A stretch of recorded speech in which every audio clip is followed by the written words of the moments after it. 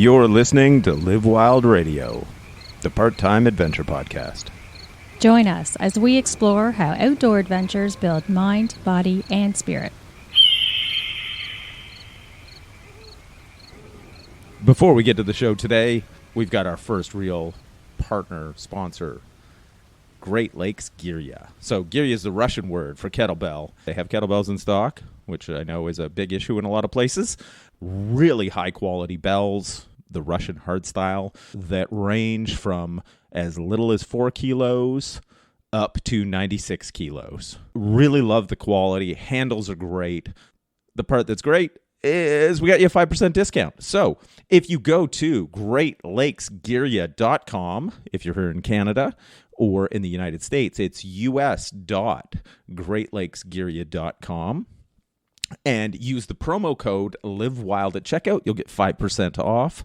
And in addition to kettlebells, they have barbells. They have squat racks. They have dumbbells, maces, weighted clubs, chin-up bars, whole collection of gear.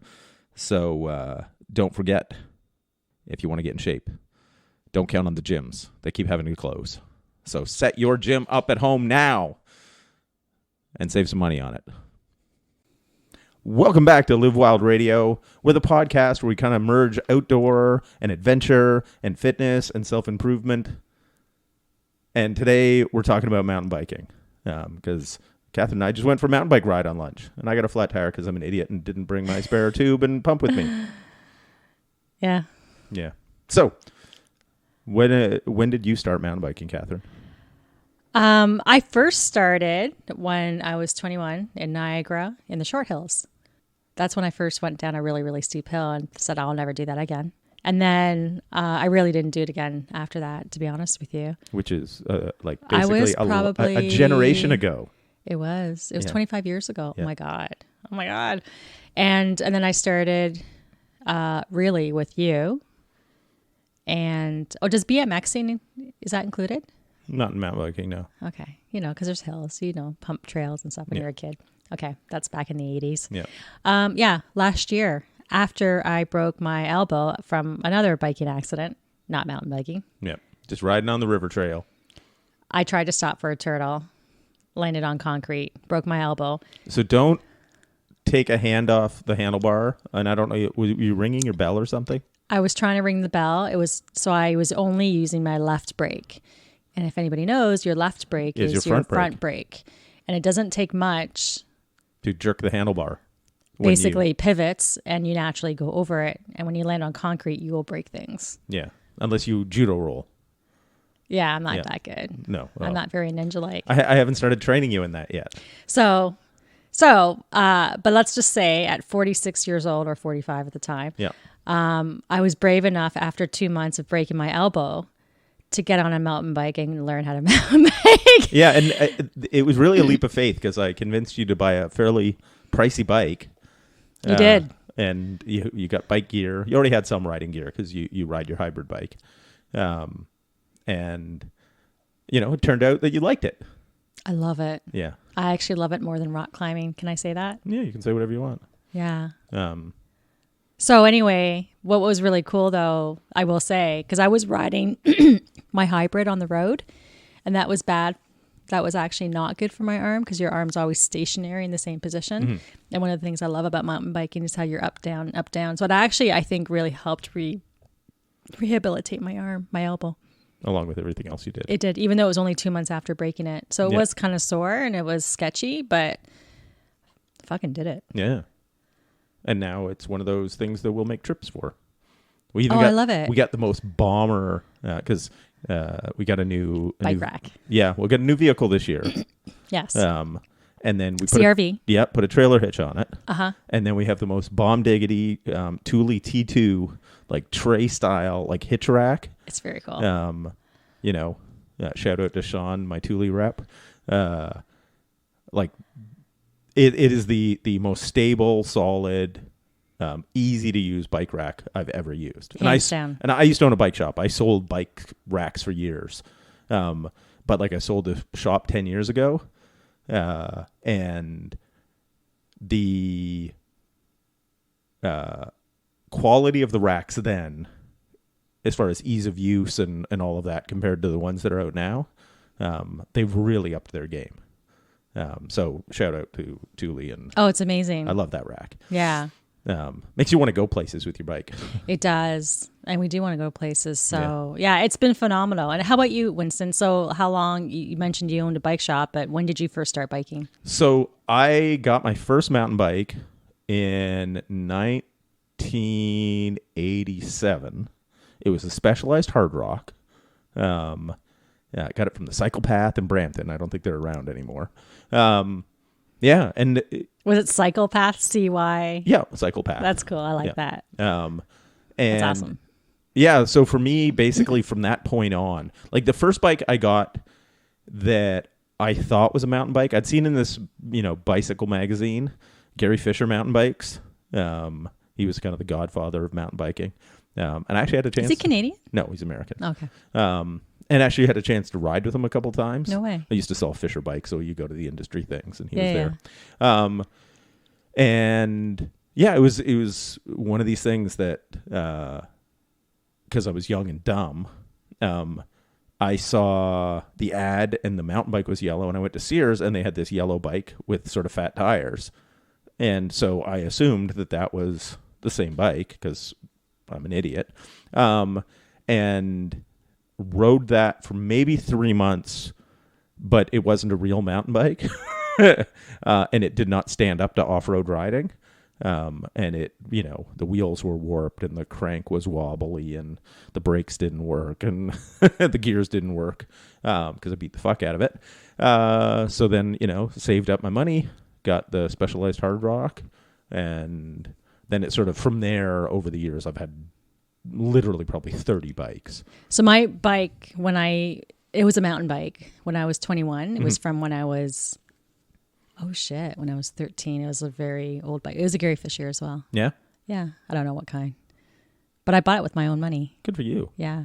Yeah. Took a loan from my dad. It was $120 at the time. That's pretty cheap.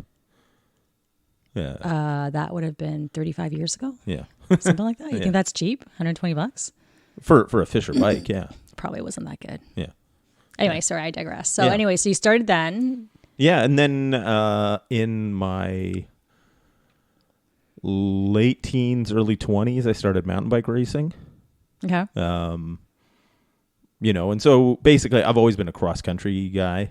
Maybe it's because when I started, and we'll sort of talk about the different types of mountain biking in this episode, but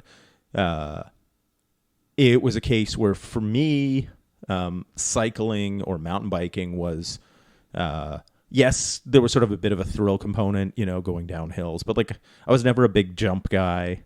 I started before that was a big thing. Okay. Right? The extreme.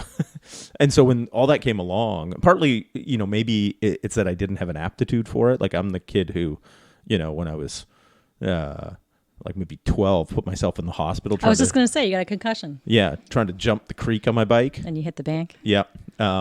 So I didn't have like a lot of draw to the adrenaline. But what I loved with a mountain bike was the exploration part of it. Mm-hmm. You could go places. And, basically being able to ride on road somewhere. And then when the pavement ended, keep going, right? Or trails that were designed, whether it's hiking trails. We're kind of spoiled now. Because when I started, we didn't have mountain bike trails, right? Like locally here, we've got the Hydro Cut, we've got Puss Lynch, there's Guelph Lake, Kelso, Hilton Falls. Like there's all these areas that are designated as mountain bike areas. That's right. When did they start to come out? Basically, 80s? No, in the last 90s? 15 years. Really? Yeah. Like the first time I rode the Hydro Cut in the 90s, it wasn't what it is now.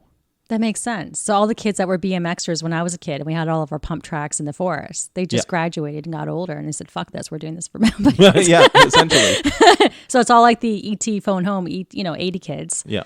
That, BMX was a thing. Yeah, and then 90s. They just never grew out of it. Well, and then the mountain bike was more comfortable to ride.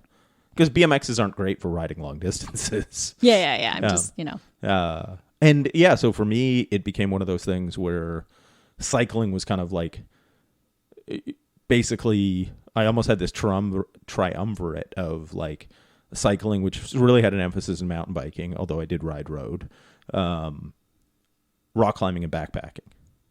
Were kind of like the things that have been constants in my whole life. Yeah. And I've raced cross country races. I've raced in like long distance enduros, which are basically cross country races that are just. How long is an enduro? 80 to 160 kilometers. Oh, okay.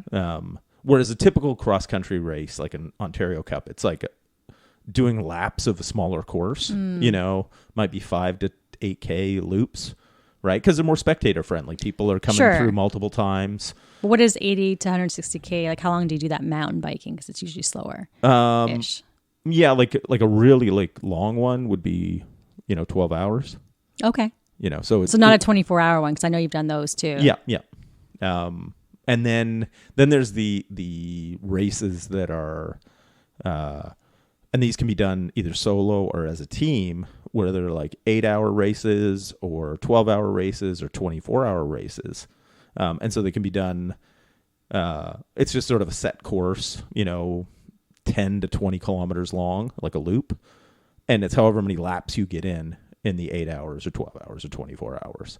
And they can be done solo or as a relay. So you could have, they're one that are really kind of cool, because you take something like the 24 hours of summer solstice, which is in Bolton, Ontario, like at Albion Hills Conservation Area. It's one of the biggest 24-hour races in North America. Oh, really? And you'll get professionals out racing it solo. We should cover that sometime. Yeah. When they do it again. Yeah. If they're, yeah. They'll eventually. But you'll have professionals who are trying to win. They're sponsored athletes, all that kind of stuff. Oh, totally. And then you get like a gang of friends camp for the weekend. And let's say you got 6 people on your team. A lap takes an hour to, an hour 20. So you're doing a lap every 6 or 8 hours. Yeah, so you're hanging out. Yeah, and there's campfires and beer, and they've got bands, and so it's one of those things where it's a combination of like high level athletic activity and social and festival all at the you're same time. You're just gonna watch it. You don't drink too much. And but it's also, you're all on the same course at the same time. Mm-hmm. So a lot of times you'll get the thing of like one of the pros. You'll just be, if you're doing it sort of as a fun team, and I've done a bunch of those. Mm-hmm. You'll be doing your lap, and then you'll get like on your right, and then somebody will come zipping past you. And you realize that they've already been riding for 12 hours and they still blew you out of the water. Yeah. So there's that kind of whole thing. And then I also had my phase where I was a single speed mountain biker for about 10 years.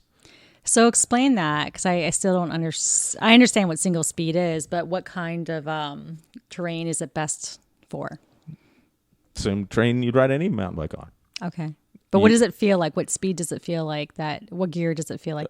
It's usually you'd have a 2-to-1 gear ratio. So like maybe it'd be a 32 on the front and a 16 tooth or 18 tooth on the back. Okay, I don't understand that. So basically, like from pedaling fast on your bike, yes, it would be, your hardest cog. Okay. Is an 11. So that's the hardest cog. I mean, it's harder to yeah, turn. the smallest one. Okay. Is an 11. So it's not that small. But it's not in the middle of the stack. Oh, really? But it's getting there. Oh, it's on the harder side. Yeah. As far as turning the wheels, cranking the wheel. Yeah. Okay. So it's kind of like average in the middle. Okay. Yeah. But a little bit further ahead. Okay. So we always joked that single speeds had 3 speeds. You could sit, you could stand, and you could walk. Right? Because if you couldn't make it up the hill, you had to walk. But the thing that I loved with those was it was an amazing workout.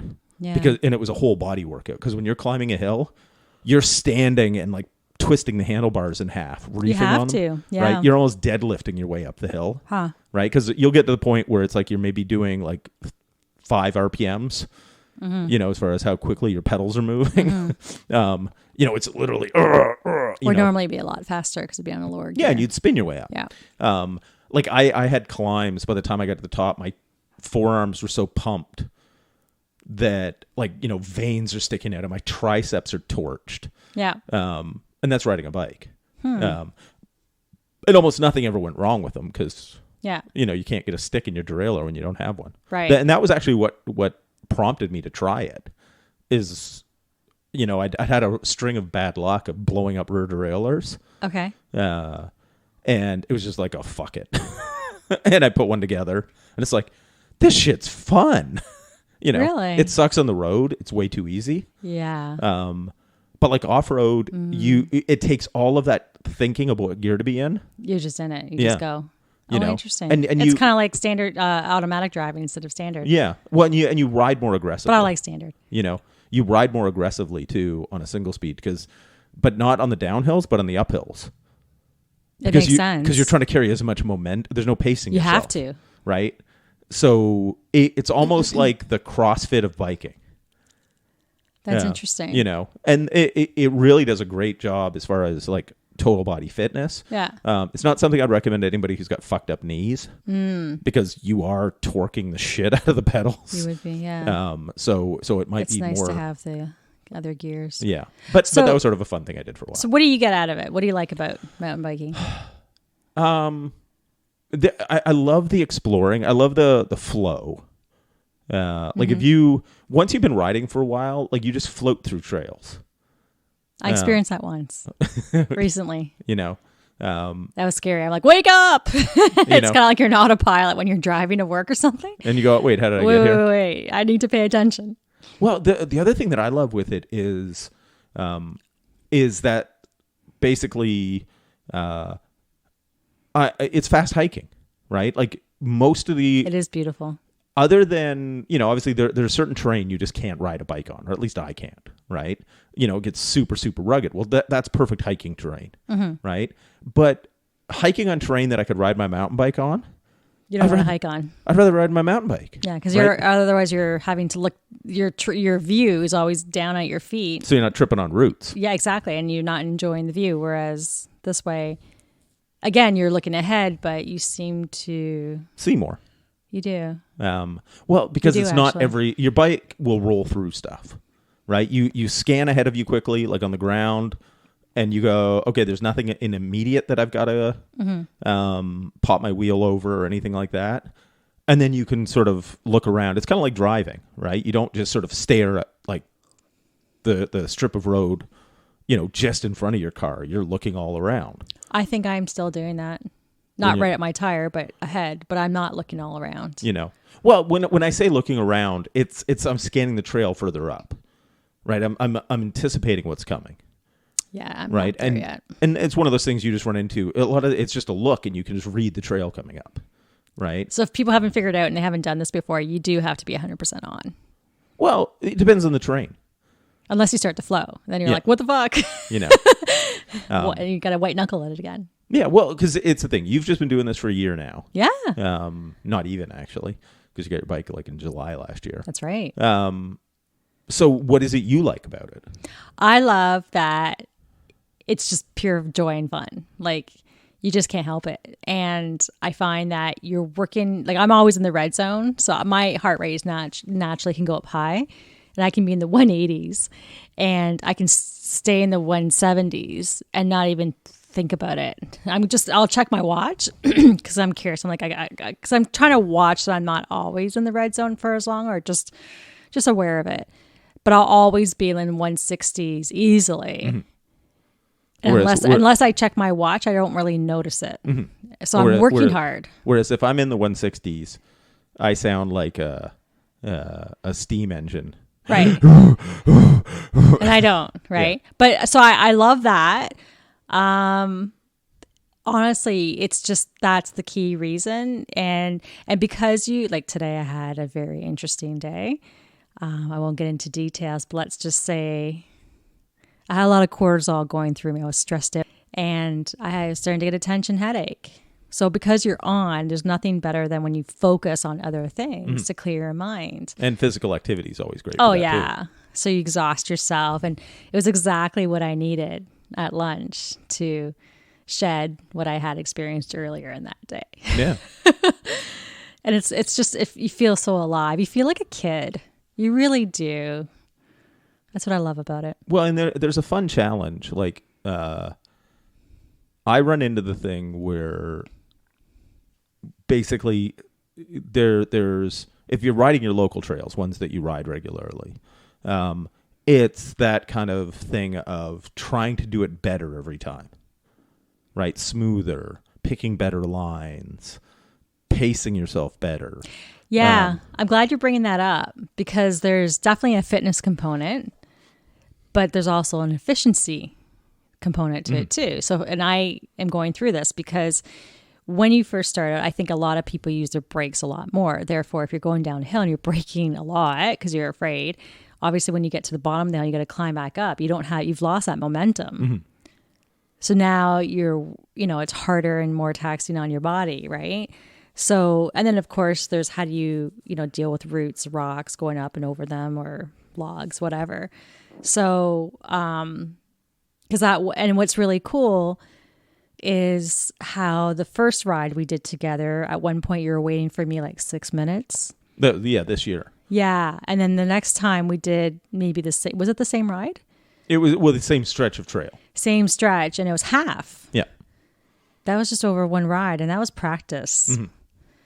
So I remember last year when we rode, often I was behind you, and a few times I went on my own. And I don't know if it was because you weren't there, I wasn't feeling pressured, but something happened where honestly it was just practice.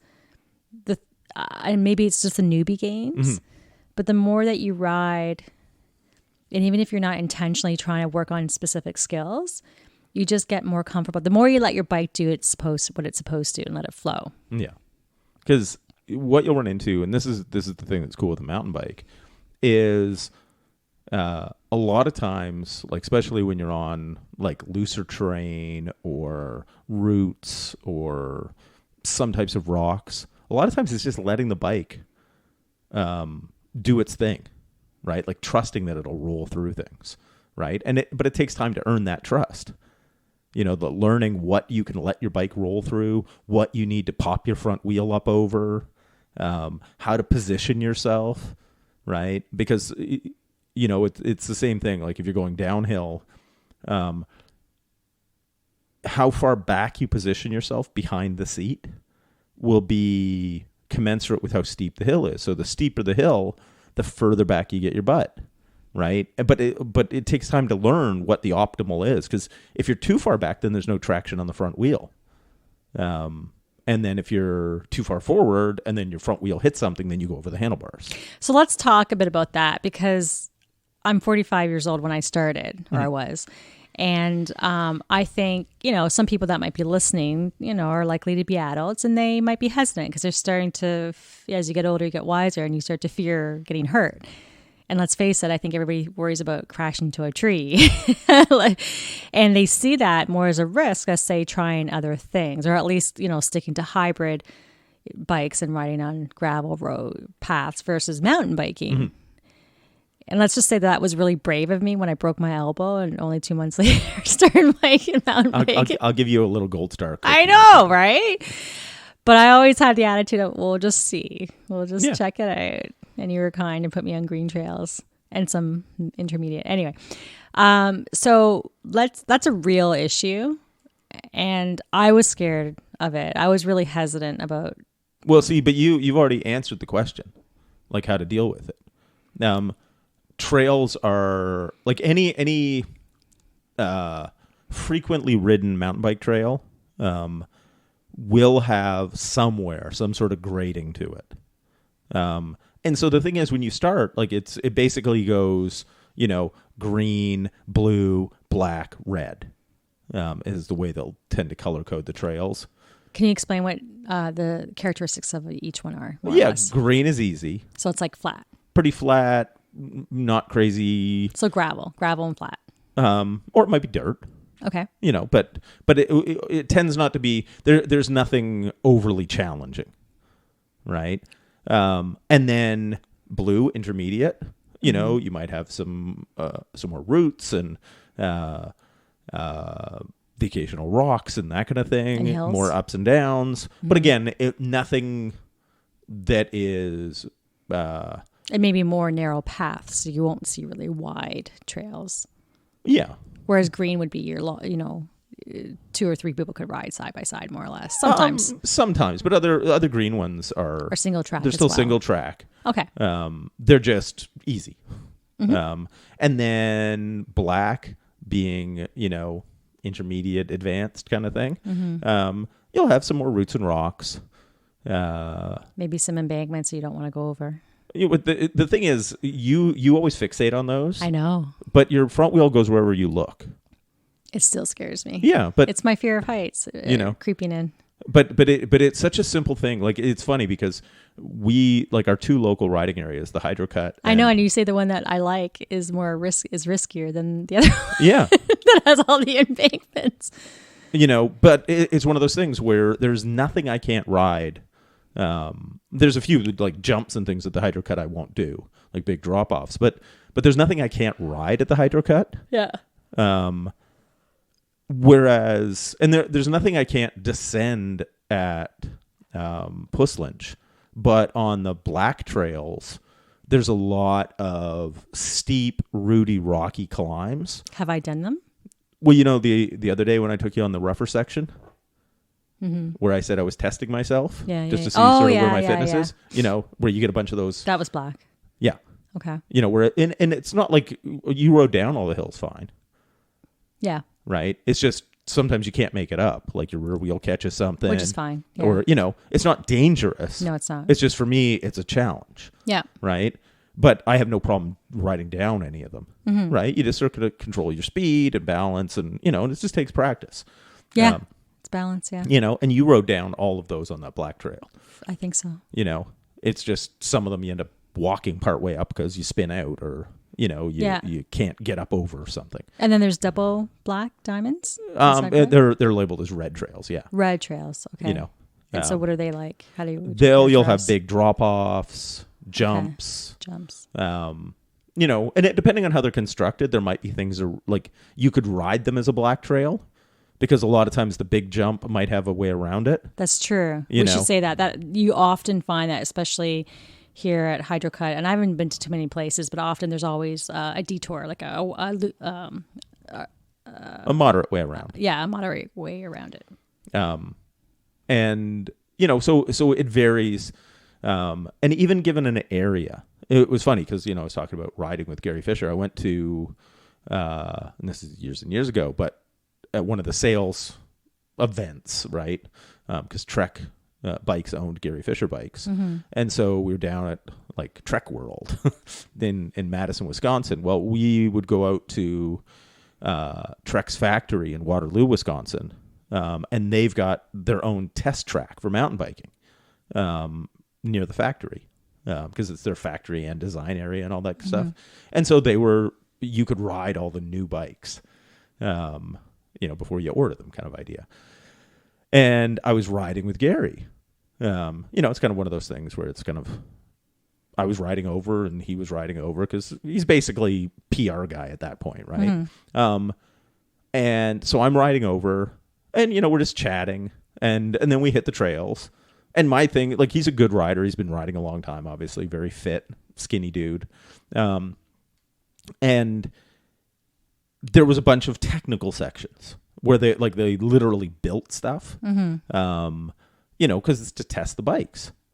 So there's like these, rather than sort of naturally occurring, like they would have rock gardens, but they were hundreds of meters long. Because when we get those like rocky sections, rock gardens are basically, the path is just all rocks. Yeah. Well, where we get those sections at Puslinch where... I know what they are. Yeah. I'm just explaining to people. They're just, but hundreds of meters of that rather than just a section you're going through. Oh, wow. That's tiring. So there's a variety of different things. Yeah. And we were running into the thing. We were passing all these people walking, right? And sort of like a bit of an asshole, like and this is me. because everybody there is from bike shops. Yeah. Right. And I sort of went, because we were the only people we saw ride through all this stuff. Yeah. And, you know, it's a case where he's like, yeah, but you're from Ontario. And it's like, you've got the escarpment, you've got, you know, like because he's raced up here and ridden up here before. So in other words, we're used to that kind of terrain. Yeah. Like for us, like that gnarly rocky shit is just what we ride. Like, because if you ride Hilton Falls, yeah. right. Because that's all what? That's all limestone? Yeah. So it's rocky and slippery and, you know, and Kelso's got sections like that. Okay. And, you know, it's just sort of something we deal with. Or you get up on the Canadian Shield, or you get, you know, all these different places. Right. We're just used to riding that shit. Oh, that's interesting. Right. So if you get somebody who's from, you know, like Iowa, they just don't have any experience riding that type of stuff. Yeah. Right. Because they just don't have it. You know, It's you're from Indiana. Yeah. You know, they might have a lot of, you know, bermed up corners and stuff that people have made, but like they just don't have those naturally occurring technical features. Interesting. You know, so where you're from will dictate your type of riding. Like the people from like Vancouver, right? That's where like a lot of the big free ride stuff. What's free ride? Basically, you're riding like ramps in the air and free ride. Okay, got it. like it's insane. Like to me, it's the kind of stuff where, you know, if there's a reason to be scared, that's it. Yeah, but there's stunt riding. Yeah, but it's there's a lot of people to do it, right? But if that's sort of the kind of stuff that the type of terrain you've grown up with, right? Then what you can ride expands, right? If you brought them out and to ride some of our stuff, they might find some of it difficult because it's not hilly, so you don't have gravity helping you, right? Through the technical stuff, you're having to like grunt your way and keep pedaling and like popping your bar over the rocks and keep going and keep going and keep going. Like, you know, that's interesting. There's no flow, you know, gravity kind of thing to it. Yeah. Whereas for me, that kind of stuff is foreign, right? Like the idea of taking a chairlift to the top or a shuttle, and then bombing down on your bike. Yeah. To me, I feel you got to earn your uphill. Like you earn the downhill by climbing the uphill, right? And it's just, you know, my personal view on it. I think what they do is pretty cool. Like I'll watch like the Red Bull Rampage videos and go, these people are just fucking lunatics. You know, but on wheels, yeah, but it's impressive, you know. Yeah, like down in Virgin, Utah, they, you know, because you're familiar with what that type of terrain is like. Oh yeah, right. Well, they'll go out with like a crew, and those ridges that you'd be scared as shit to walk, like hike and scramble on. I've seen videos. They'll make a trail. And then a ramp off of like the side of a cliff. I've seen the videos. Yeah. They're crazy. Yeah. But that's, you know, what they do. Yeah. You know, it's like anything. Like every sport has like this upper echelon that is not for mortals. You know? So, and I think that's one of the things that a lot of people run into when they see mountain biking. That's what's portrayed in the media. Right. You know, because it makes for great Mountain Dew commercials. I think for me, because I know I was never intending to ever do that anyway. Yeah. Nor will I be interested in any of that. Or even going near an edge, because that scares the shit. That's why I don't like any cliff edge. Like that's That's why hydro cut scares me. I know you're on dirt and it's just when you go around a bend, I'm always worried, you know. Anyways, for me, it's more about being on a single track, going down so quickly and you're hitting a tree, coming down. Well, generally, you know what I mean. You just control yourself. Yeah, like don't ride outside yourself. So I think the one tip that you gave me that was helpful was exactly that. Was you know, you control the speed. You don't go faster than you should, right? But then there was also the opposite of velocity's your friend. Let the bike do what it can do. Or more momentum's your friend.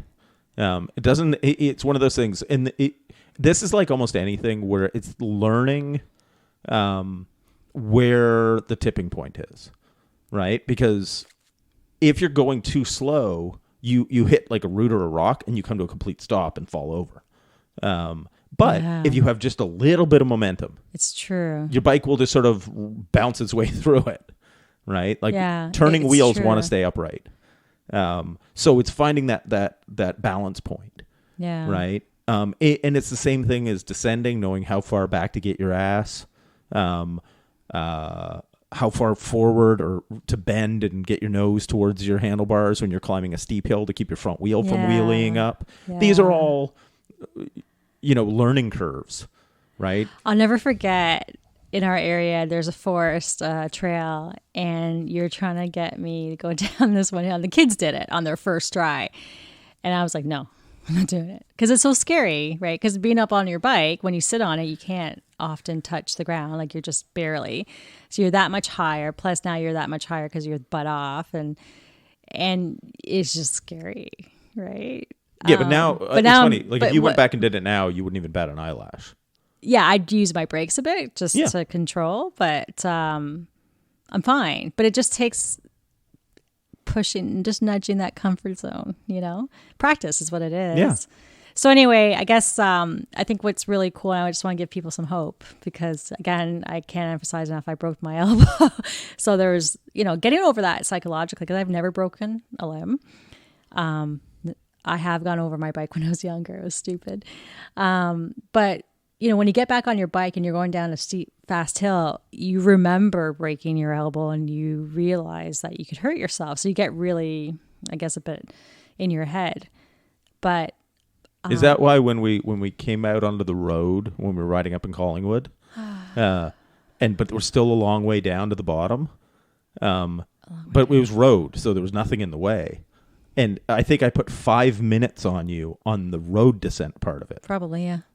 Because it was just Was that my first time going down on a bike, like mountain biking?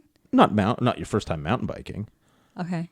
But when we went and rode the Lorry Forest up top, and then we found that there was that long kind of descent all the way down, and we eventually came out to a road. Yeah, I was nervous, yeah. Yeah.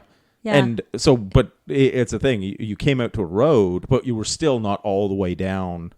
Well, there was a bit of gravel on the road too, right? And yes, I know exactly what you're referring to. So that would have been maybe 3 or 4 months, maybe 3 months since I'd broken my elbow, or 4. It was still in the summer. Mm-hmm. I think it was the end of the summer. And I broke it in June. So this was in August. Or September, maybe something like that. Yeah. No, I was nervous. Yeah, because it was funny. The fact that yes, I remember you looking back like, what the heck? And it was almost a joke, and you didn't say anything. And I'm glad you didn't, because, I was nervous. Well, my thing was, speed. Like, what I was more worried about, you were, like, because I couldn't see you.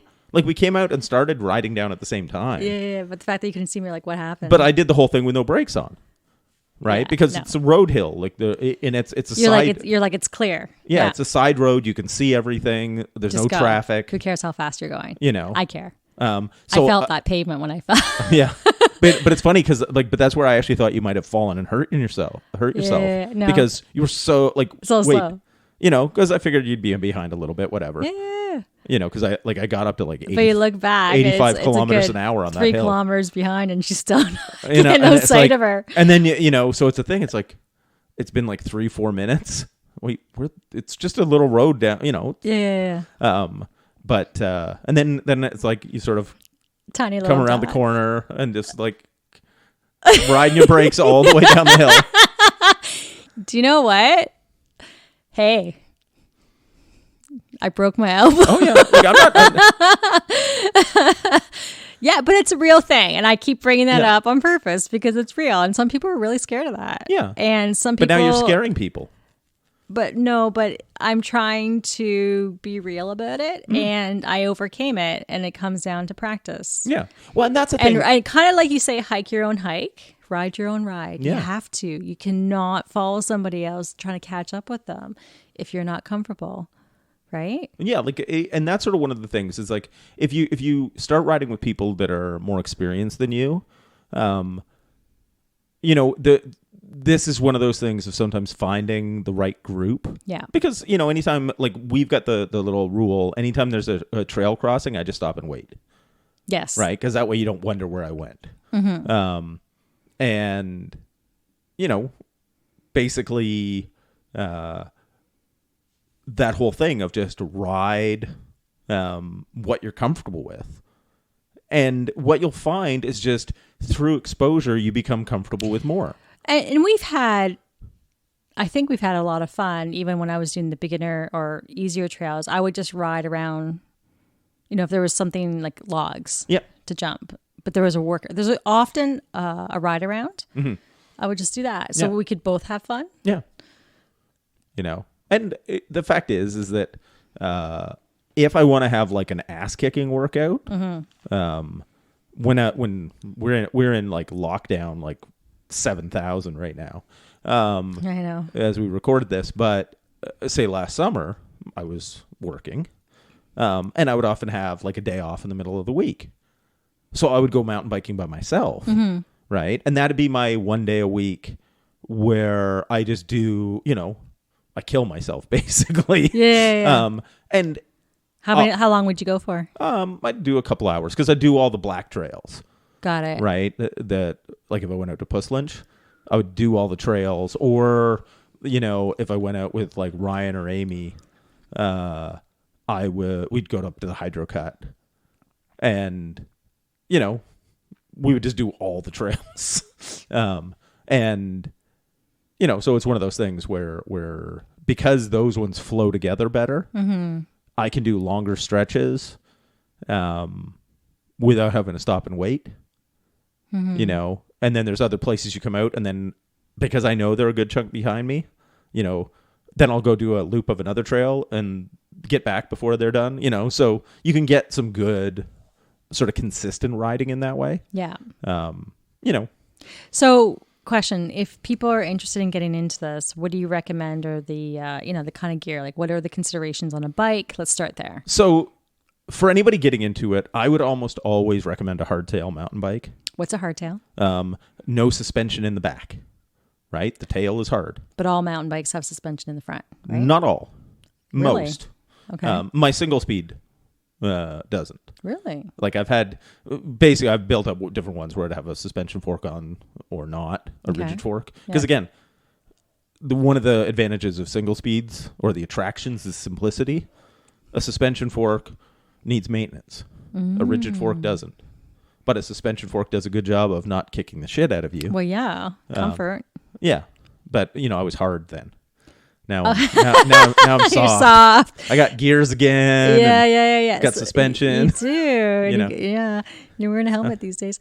Well, I used to always wear a helmet anytime I'm riding. It's just if I ride over to your house, I don't wear a helmet. It's like when there was a time when people didn't wear seatbelts. Or good climbing harnesses. Yeah. Made it out of seatbelts and ropes. Exactly. But so anybody getting started, I recommend it like a hardtail mountain bike because suspension costs more. So like a full suspension bike. Like how much more ish? A lot of times like $1,000 more for the same parts level. Okay. So again, if people are getting into something, the other thing that I like with a hardtail is you have to learn how to ride. Because full suspension bikes, you're just bouncing all over the place. No, but they actually assist you quite a bit. They smooth out a lot of stuff. They give you better rear wheel traction. They're more forgiving, right? So if you then put that in the hand of a more skilled rider, they can do really wild things, right? They can ride further, faster, more aggressively.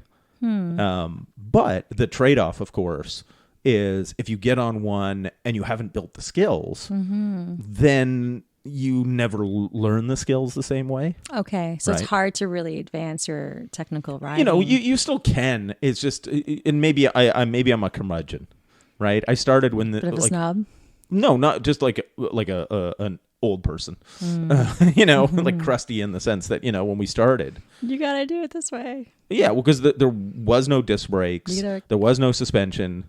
Yeah. And don't get me wrong, I love all of these advancements. But I thought and part of what I run into too is that I've always just liked the responsiveness of a hardtail. Okay. With a full suspension bike, and they have definite advantages. But but there's a bit of movement there, right? Like if you jump out of the saddle and give her, there's a little bit of bounciness, right? That you don't get with a hardtail. Okay. I kind of like that feel, like the being able to flip the bike around. The other thing is hardtails are going to be lighter, right? Oh, like how much lighter? It depends. Like for the same parts package, like 4 or 5 pounds lighter. Holy shit. Right? Because you've got all this. That's a big difference. Yeah, but if you've got like pivots and a shock on the back and all this stuff, it's just extra material. That's huge. You know, a lot of people put up with it because they like how it rides. It lets them ride. Because I just think stuff. about how my kids' bikes are heavier than mine. Yeah. And mine's so much bigger. And how I hate their bikes. Like, Yeah. even taken upstairs. I can't imagine another 4 or 5 pounds. You know. You'd feel that. Yeah. And so basically from a value and a learning standpoint and a versatility standpoint too, because, you know, if you've got a hardtail mountain bike, especially if your suspension fork has a lockout on it, then it's not terrible to ride on park paths and you know, zip around town on it. Oh, sure. Right. Whereas Yeah. a full suspension bike, it kind of on road, they kind of bob a little You can't lock the back? Well, on really high end ones, you can. But, you know, 5, 6, 7 the grand. Sure. But it's not common for you the know. lower end ones. No. What are your favorite brands? That's tough now because everything's gone to modern geometry, which is, and this is going to be over the heads of most people, but it's steeper seat tube angles, slacker head tube angles, longer top tubes. And I hate them because it just doesn't, Again, you're an old school. well, but it doesn't fit my body well. Oh. Right. Like I've got a long upper body. Would it fit my body better with long legs, long limbs? Maybe. Because the problem is that I run into is it puts my seat too far forward, which in turn puts too much weight on my hands. Yeah, it would. Because, you know, it's just Yeah, I get it. the seat's cranked up. Bother your back too. You know, well, but the handlebars are higher. So like it's all been compensated for. Okay. But they're better on the trail. Okay. Like on rougher trails. And I even find them that way. But they're shittier on the road ride to get to the trails. Okay. Like they're, you know, because so I kind of, I mean, maybe this is coming from a background of like long distance riding, Right. where there's long stretches where it is virtually road riding. And then you have I want a bike that's good at everything. Yeah. Right. And part of being good at everything means it's comfortable for me. Yeah.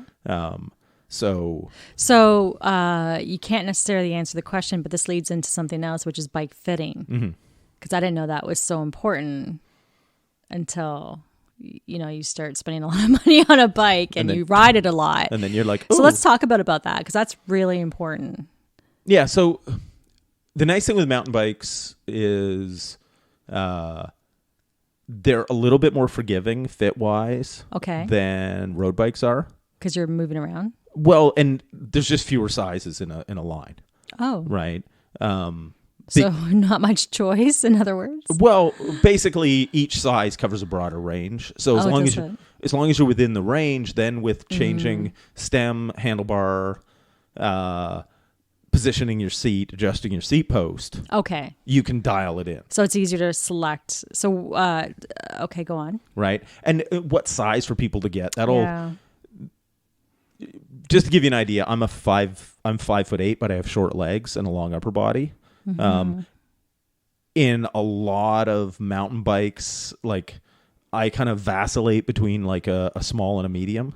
Like, is that how they're sized? Small, medium, and large? Yeah, or they'll give a number, like an inch measurement, like a 16, an 18, a 20. What's that referring to? The seat tube height. Got it. Right. And then when I'm learning a lot today. Go on. But then every company will also do like a size chart. So they'll tell you how long the top tube is, how tall the head tube is, what the head tube angle is, what the seat tube angle is, the chainstay length, and that's basically. Sorry, what's the head tube? That the part of the frame the fork goes through. Okay, got it. Right. The longer that is, the higher the handlebar will sit. Makes sense. And so all of those measurements will play a role in the fit of the bike, and in the handling. So don't just assume you can go to Canadian Tire or Walmart and buy your, mountain bike special. Because you really talk more about the fitting. Like, why is this important? What are the problems common problems? First, there's the ergonomics, right? If you're just not positioned properly on the bike, you're not going to be comfortable. Like, you get numb butt or sore butt, numb nuts, sore hands, sore neck, sore back. Numb female parts. Yep. Girl nuts. Your knees can hurt. Your feet can hurt. Okay. So something's hurting, you're not fitted right. Yeah, like especially if you're riding for less than half an hour. Okay. And something's going numb. Good tip. Okay. Then something's wrong. My hands go numb on my bike, by the way. Yeah, I know. We need to get you further back. You're running into the same, but you've got super long femur bones. It's what I mentioned the other day. That's why the dropper post isn't the technical part of it is great for you, but because they have no offset to the rear. Right. You need to be your ass further back on the bike. Right? Because the further forward your arms are, the more of a crease you get. Well, no, just more weights on your hands. Oh. Okay. Sorry, I digress. Yeah, no worries. Where we were talking about if you're on a bike for a half hour and things go numb. Yeah, if numb or in pain, then something doesn't fit right. Okay. And it's beyond the scope of a podcast for me to analyze anybody. But I don't think we need to go any further. But so where would you recommend getting bikes? So just basically, so there's two. Like if you're new, it's go into a bike shop. It's one of those specialty industries, right, that hasn't been taken over by the big box stores yet. And the reason is the level of service you need and knowledge to get people set up properly is just hasn't been replicated at the big box stores. If they really put the effort into it, maybe they could, but they don't seem to think it's important. Where bike shops are owned by bike nerds. So your local bike shop, especially, and the thing is, find the local bike shop that is the mountain bike shop, right? And then find people who are cross-country riders. Because that's generally what I would recommend everybody start. Like, mountain biking breaks up into a bunch of different categories. Okay. Right. There's cross country, which is what we do. Right. It's fast hiking. You're riding up, you're riding down. Generally not doing big jumps.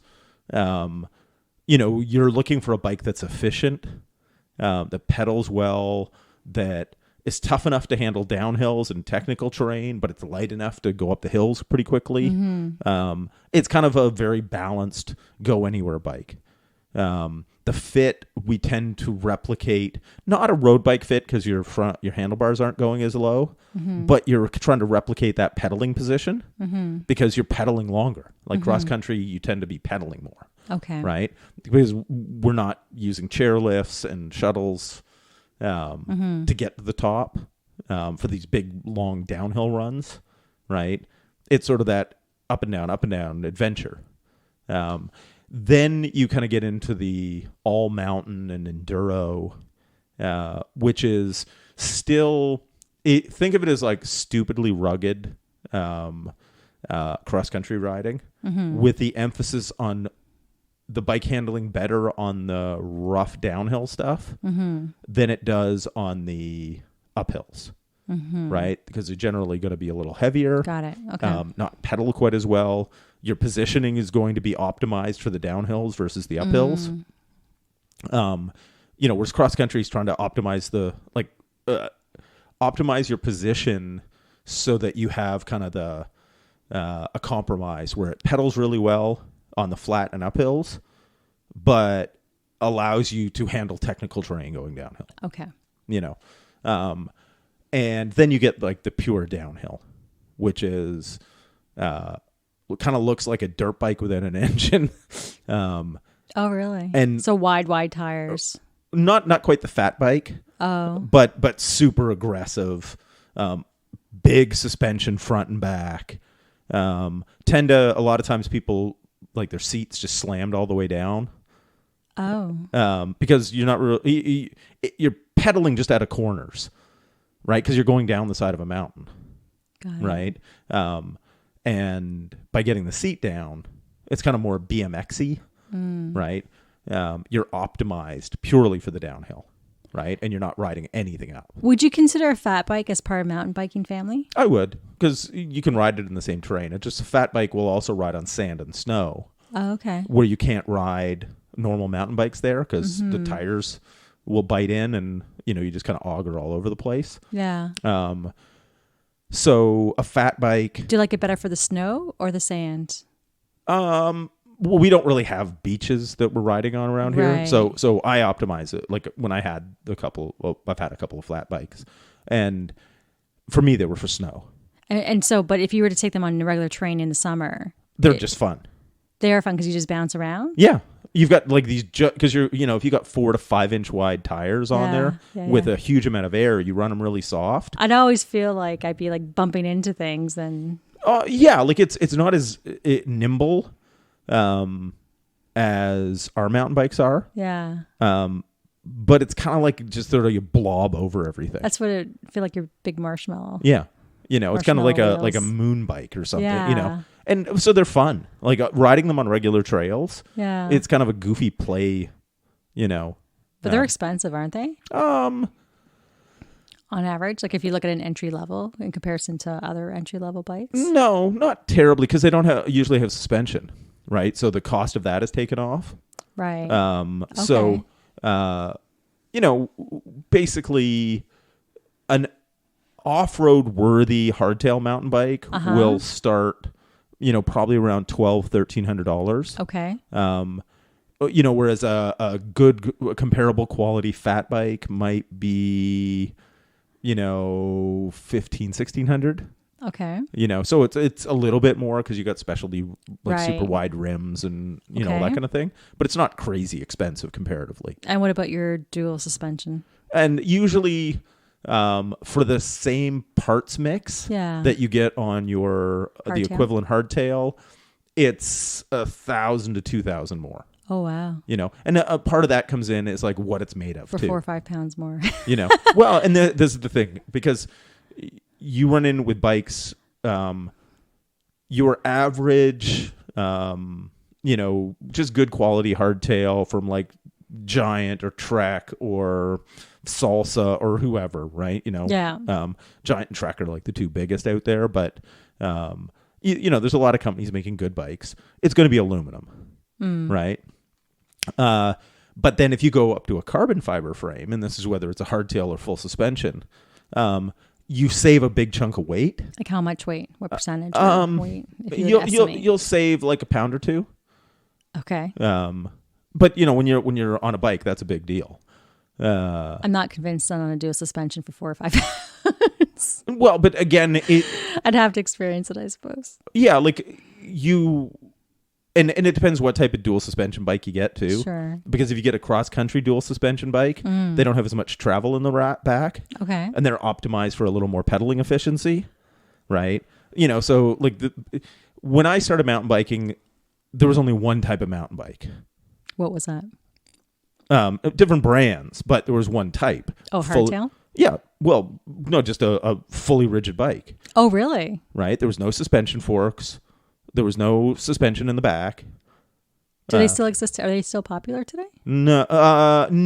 Like no. for real mountain biking? No. Not like you can still get them. Yeah. But it's one of those things where it's kind of a specialty product. Yeah. Right? Oh, is it? Because the thing is, it's going to be nerds like me who've been mountain biking for years who go, fuck it, I want to get a fully rigid bike, right? For fun, to try something new. Yeah, just to make your local trails new again. Yeah. And, so that's the thing. It's like if you get from like a name brand, get it from a bike shop, or if you've got a bike nerd friend who can help you out. Yeah.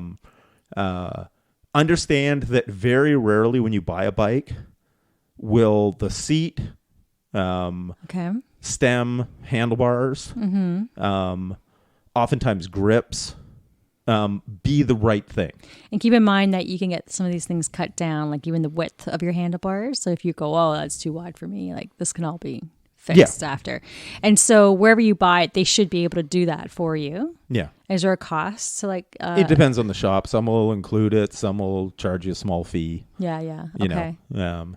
But I think the key message here is, don't go to Canadian Tire or someplace like that. Yeah, that's Walmart or whatever, because and expect to get a good bike and get one for a couple $100. Like you're going to get what you're going to get. Talk about what you will get if you get a cheap bike. You'll get a heavy bike. Well, it's going to be heavy. Like how much heavier? It varies. But, pounds heavier. But more importantly, like forget the weight, even though that's a factor. It's crappy bearings, crappy shifting. The wheels aren't strong, so they warp easy. Hell, half the time they're not straight when you get them. Or put together correctly. The bearings are junk, so there's a lot of drag. You get play in the bearings pretty quickly in the crank, in the hubs.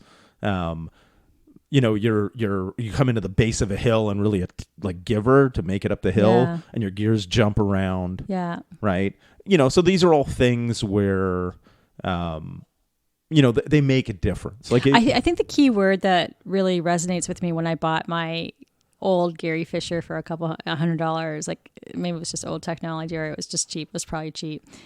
I remember there being a bit more drag, a little bit, compared to what I have now. Because I know when I got my Gary Fisher hybrid, was it a Gary Fisher back then? Anyway, hybrid, it rode just so beautifully. It's fast. Mm-hmm. And with my mountain bike, it just handles so well. Yeah. It's just beautiful. The way, and you're like, yeah, this is worth it.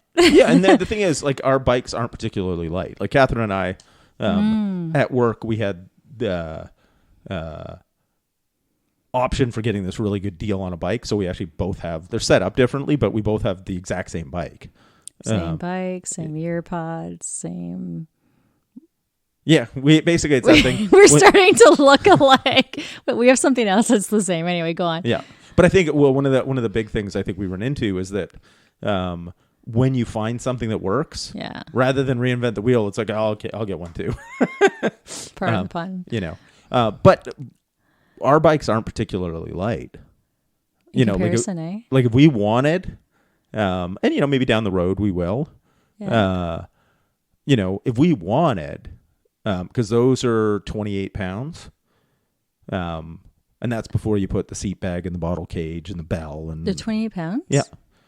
Really? But so if you think of it from the standpoint, a premium like racing hardtail would be about 21. Okay. Like, pro level. Yeah. So and what would they go for? $7,000 to $10,000. Okay. Because ours was what? 1,800. Right. Okay. Interesting.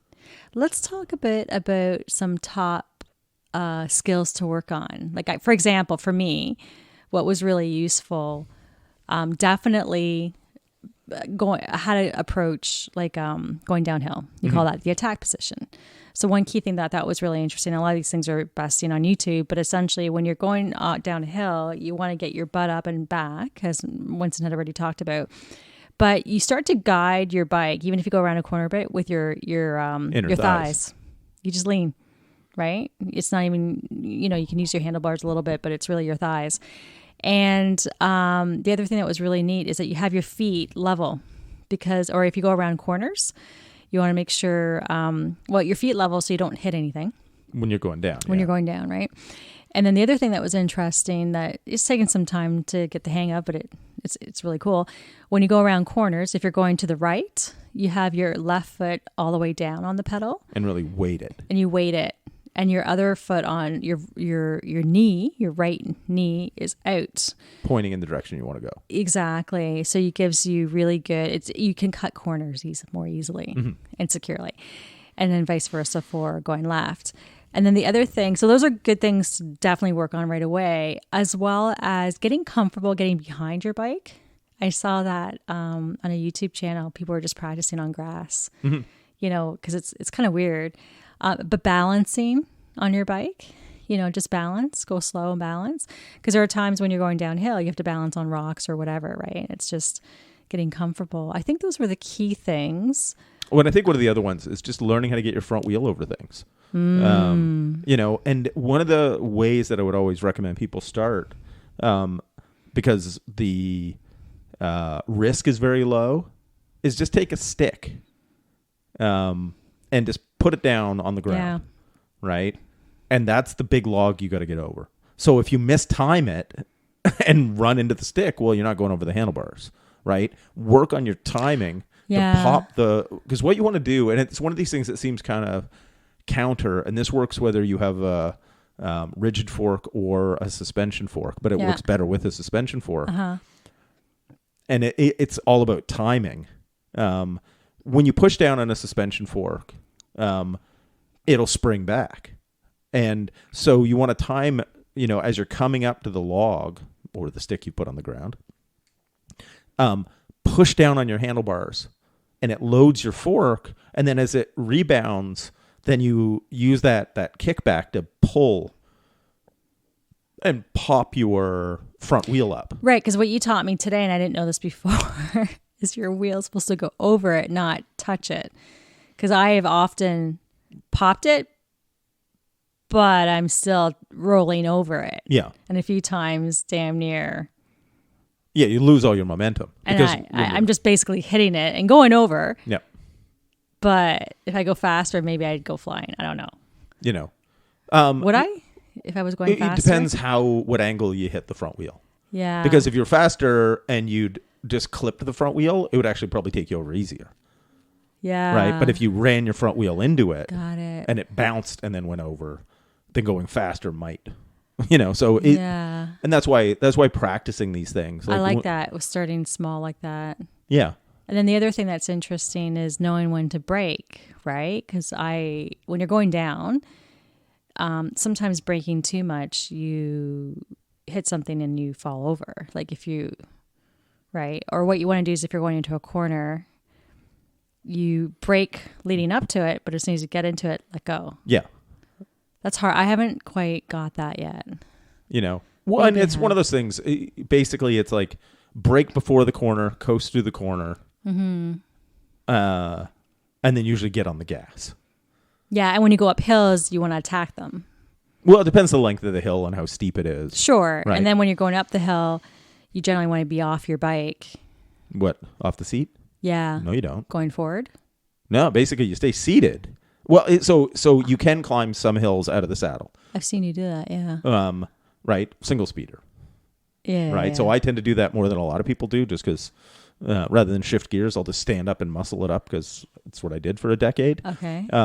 But if it's a longer hill or a really steep one, I'll bend my arms, right, so that my nose, my torso is leaning forward because that puts more weight over the front wheel. Okay. And I'll usually scooch forward a little bit on the seat. Okay. So you're kind of sitting on your taint. Yeah.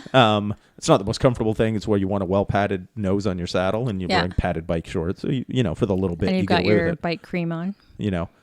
Prevent chafing. But that whole shift forward then keeps the front wheel down. So when you're spinning up the hill, you don't wheelie over backwards. Got it. Right? So it all is dependent on how steep the hill is. You'll have to watch me going up hills and we should practice some more of that just so you can give me some more tips. Yeah, so those are some things I found actually on YouTube, top things to do and not to do, really, really helpful. And then just to give you some ideas. But overall, it's a lot of fun. And what's really cool, I think there's kind of like in other activities or new to you where you're learning new coordination or new movement that you just have never done. Subconsciously, you just got to do it once. You'll suck at it, go away, come back. And it's processed. Yeah. It's sunk in. And I feel that with my fear, right? Feeling more comfortable. As you feel more comfortable, you can go faster because you're not, on the brakes, riding the brakes all the time. You're not riding tense all the time. Yeah, and you're not riding tense, which is also, taxing. I also thought it was great exercise and interesting how being off your saddle at first, when you're not used to that, like your thighs are tired, right? Like it's just absorbing the shocks. even if you're going down. Yeah, absorbing the shocks, Because when your core, all that, like it's work. But once you get used to it, you see that as a newbie gain like pretty quickly. Yeah. You know, I found that my cardio wasn't great, but check out our kettlebell training for outdoor athletes, because it is amazing for biking. Gives you power, strength, cardio all in one. By the way, those were some things that I noticed right away. But I had my first flow or Zen ride this year, and I remember that because all of a sudden I couldn't remember what I just did, and I was like, "Oh my god, I need to be focused," because I'm always conscious. So. Yeah, but the thing is that not crashing. Yeah, like as long as you're not distracted with something else, right? If you're thinking about something else, yes, pay attention to what you're doing. No, it's just chill. But at the same time, I usually I'm a little bit. I don't know. I usually am a little bit more intent about what I'm doing, but a lot of times, uber focused. As you learn a skill, one of the worst things is then thinking about how to do it. When you're new, you have to do that, right? Because you don't know what you're doing. That's a good point, right? But once you're there, and this will vary for every skill and every person, but there's a point at which thinking about it only makes it worse. I agree. Because you can't do everything together quick enough. That's true.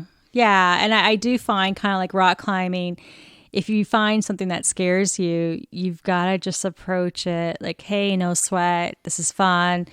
Don't even think of it. Just do it, And I found that just that mind shift makes you more successful. Or you'll find, too, that if you go a little faster over rocks, you're like, oh, I find myself constantly saying, I just need to go a little faster over the rock garden or this log or whatever. Something that looks really scary, like going down and there's all these rocks. You're like, oh, my tire's going to get stuck. Oh, and the other good tip is you just pick your line of where you want to go and your tires will follow. Yeah, your bike goes where you look. Yeah, don't look over the embankment. And don't look at the rock. Look at the gap between the rocks. Focus on that. And your tire will go there. Yeah, it's kind of weird. It's magic. And this is one of the things too. If you've never mountain biked before, and you're sort of in your middle age like we are, then this is one of those things where the anti-aging part comes in. Because obviously any exercise is always good for you, right? An exercise that is just play, like when we look at the data, because Catharine and I use our magic Garmins to track everything we do, when we look at the metrics of a mountain bike ride, right, it's like we went and did something really, really demanding. It's our best workout. Yeah, like as far as like heart rates and energy demand and how everything. long you do it for. Yeah, because when a mountain bike's over, you don't want it to be over. No. It's like, oh fuck, okay, I guess we gotta go back. Kid. Yeah. Mom's calling. But you had huge outputs. And you didn't even know it. Yeah, well, you know it, but you're having fun doing it. You're having too much fun to remember it. But you also run into the thing where we know one of the best ways from a cognitive standpoint to maintain your sharpness as you get older neural pathways is learn new things, right? Yeah. Now, learning new things, that's a good point, basically can be fun, right? Like they don't have to be, coding. Yeah. HTML, build a website on HTML. It can be fun things like this because basically when you're learning new things, you're forming new neural pathways. And so it's something that we're always trying to do. Yeah. And whether it's learning new knowledge, creating this podcast or our website and writing and meeting new people and doing new activities. It's that whole thing of not stagnating, right? And because of that, like, it's funny, like I turned 50 this year. And I know empirically I'm not as fast or as strong as I was 25 years ago. But like I have tons of energy. I actually like my life now better than I did then. You're welcome. Yeah. Thank you. But that's one of those things you run into where if you'd asked me when I was 25, like what life would be like when you're 50, it would be like, oh man, I just like, it's going to, like, I can't, you know. But then, but quite honestly, I also used to ride with a bunch of people that were in that age who were animals. Yeah. Right. So it also gave me hope. Right. As long as like it really is a use it or lose it thing. It is. Right. It really is. And if you are somebody who's gone through most of your life and hasn't done a lot of super physical things, then you are in Catherine's boat. I was just going to say, right? It's almost embarrassing, but I'd like to admit that before you do. So I'll admit you know, but the fact is that it's true. You are way more physical now. Oh God. Yeah. Than when you were 25. I'm in the best shape of my life. Yeah. And it just keeps getting better. And I'm lighter than I was when I was 20. I think I'm the same way I was when I was 21. Yeah. Now? Oh, yeah. But the better shape, like stronger, everything. Coordinate. Yeah. Yeah. And you know what? Probably the last thing I'll say to get off my soapbox about mountain biking is it's just so fucking empowering when you do something. Yeah. Got over that log. Yeah. You know, like, or did something hard, got up that hill and finally went down that. Yeah, like steep hill, woohoo! You know, like I did it, right? So it truly brings out that inner child of superhero-ness. Yeah, and now one of the things before we wrap up, I want to talk about is how do you find places to ride? You know, obviously when I was young, it was an adventure because we would like literally look at maps. Because it wasn't like it wasn't a popular or widespread thing like this. We would look at like, oh, maybe there's a hiking trail over there, or we heard a rumor about something, or you know, one of my favorite things was finding the sign, like, and this is way out in country, like in the country, but you know, when there'd be a sign that says "road not maintained beyond this point," it's like, oh, okay, well, there's probably, you know. Yeah. And you'd find stuff, but it was never, and you'd find like these little sections of trail, right? It was like, oh man, that was awesome. And then you'd be a bunch of shit, right? And then, you know, starting like, you know, 15 years ago, you ended up with people developing trails specifically for mountain biking, right? It started getting built into city plans or regional areas. And now, of course, with the internet, there's an app for that. It's called Trail Forks. And you said it was global, eh? Yeah. Where's the biggest in the US? US and Canada. Because Pink Bike, which is the website, okay. If I'm not mistaken, they own the app. Got it. And so they've got a really big mountain bike user group, like it's forums and articles. And it's free, but is there a subscription yes. Feature to it that you get more benefits? Yeah. Okay, cool. So, but what's great with it is if you zoom into an area, because it's kind of like Google Maps for mountain bike trails. Or like all trails. Or all trails, yeah. If you're familiar with that. But it just shows the ones that are kind of approved for mountain biking. Yeah. So it's really easy to find mountain bike areas. Yeah. Right? Like, so I've been looking, obviously we can't travel yet, but I've been looking like down in New York and down in Pennsylvania and, you know, for places for us to mountain bike. Or bike pack. You know, and we're going to do an episode on that coming up too. Yeah. COVID's gotten in the way of our bike packing plans. I know. You know, partly because we can't get any of the gear. Yeah. Because I sell. And even location. Yeah, and you can't really go do it. But we need. And the U.S. is probably the best place to do that. No friggin' bugs. Yeah, depending on where you go. Right. But also like infrastructure. But anyway. Yep. But so the app Trail Forks, you both a website for it, and you can put the app on your phone. I love it because even going, like when we went up to Mansfield last year, when I was waiting for you, I would just break out the app and go, okay, which direction do we want to go? Yeah. How do we put these pieces together? And you used to go there all the time with a map? No, we had nothing. You had nothing. So it was all memory. So it's like, okay, we need headlamps. Well, and that was the thing. Like years ago, Yeah. I would, whether it was Mansfield or 3-stage, or going out to the Durham Forest near Uxbridge. There were all these different places we'd go ride, and they were kind of an exploration because, yes, there's obviously trails there, but we don't have a map. We don't know what they're like. Right. So how to put the pieces together. So you would run into the thing. We just go out for this epic ride, Cool. Fill up the water bottles, fill up a Camelback, get some snacks, and you hope you make it back to the car, before you run out of water. Yeah. And so it's almost like one of these things of being spoiled, because with Trail Forks, like I just zoom in and go, oh, let's take that one because it goes over here. Yeah. And you know where you are. Yeah. Because it just uses the it's not like you're so much in the back country they don't have access to cell phone, cell towers. Yeah, but it doesn't even it'll just use the GPS in your phone. Yeah. If you're out of cell signal. Yeah. Because the maps are just loaded in your phone. That's right.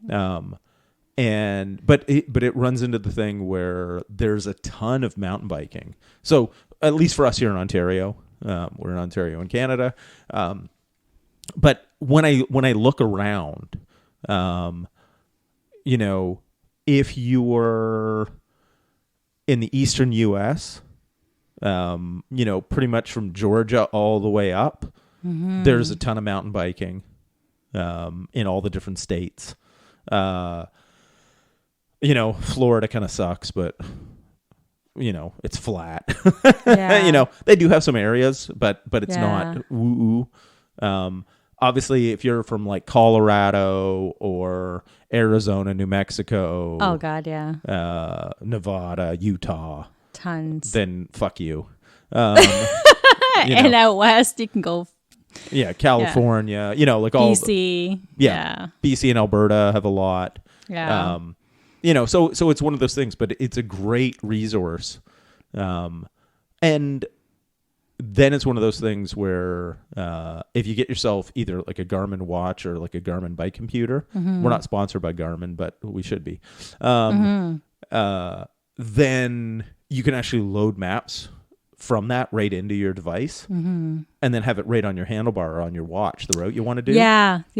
I was going to say, because otherwise you're always stopping and checking. Yeah. But it's one of the things that I like is that because especially when you get trail networks that when you look at them on a map kind of just look like somebody threw colored spaghetti down, right? There's so many trails crisscrossing. Yeah. I like taking the time at home and drawing a route. Yeah.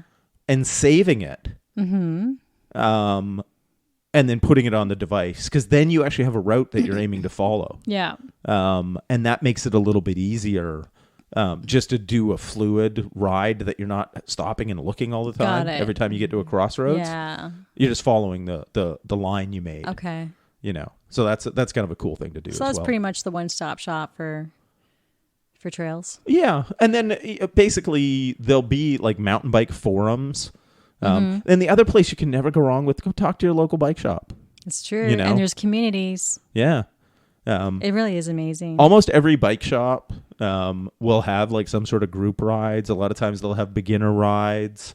It's a great way to meet people, because one of the things I've run into with a lot of people, and this is both when I had a shop and even now, is that they reach a point, they want to make a change in their life. But one of the hardest things is you're the only one that wants to make a change. All of the friends that you'd have or you have, they're not making that change. Yeah. So then it's one of these things where you're kind of doing everything on your own. Yeah. And, especially when it's things like fitness and activities and hobbies, and passions like this, finding community really helps. And that goes whether it's you're getting into kettlebells, you're getting into mountain biking, you're getting into rock climbing. Yeah. having people that have the same kind of passion, Yeah. you know, and they can help you and share Mentor, and motivate, yeah. you know, Show you, yeah. that's sort of one of those things that's really cool with the bike world. Is it's almost like one of those default things. Well, I find people very generous and encouraging, and you know, you rarely meet assholes, I think. Yeah. When people are doing what they love, they generally want to, you know, they're pretty stoked about it. Yeah. So, you know, cool. And so that's it's kind of fun. Like basically, because over the last 10 years I've rode, but not as much as I used to. Right. But now it's sort of one of those things. It's like, and I think part of it was I was still riding a single speed. Yeah. And okay, it was just beating the shit out of me. Oh, okay. Time to retire it. Well, and plus there's a bunch of, my rear brake didn't work anymore and I couldn't get around to fixing it. You know. Yeah. So it's one of those things, like I'm having so much fun getting a brand new bike. And wasn't part of it too because of my knees? Because we used to backpack and that was bad on my knees and hiking. And then yeah, the mountain hiking. And it like started going downhill. with the rock climbing and yeah. You know. And you're like, oh, this is good for you. Let's do it. Yeah. You know, and we've been having fun. Yeah.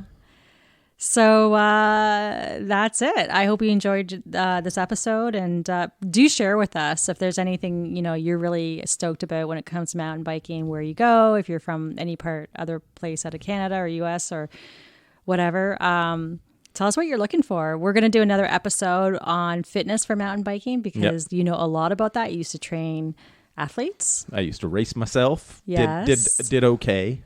Yeah. But you certainly helped others who are triathletes and mountain bikers, etc. So we're going to do a whole episode on that. And then we talked about doing another one on bike packing. Yes.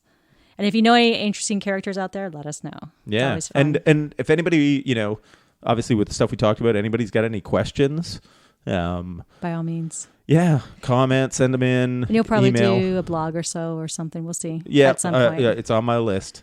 I got lots of writing to do. Yeah, Winston's pretty good at that. So, all right. So we'll see you next time. And Winston, What? work hard. Play dirty.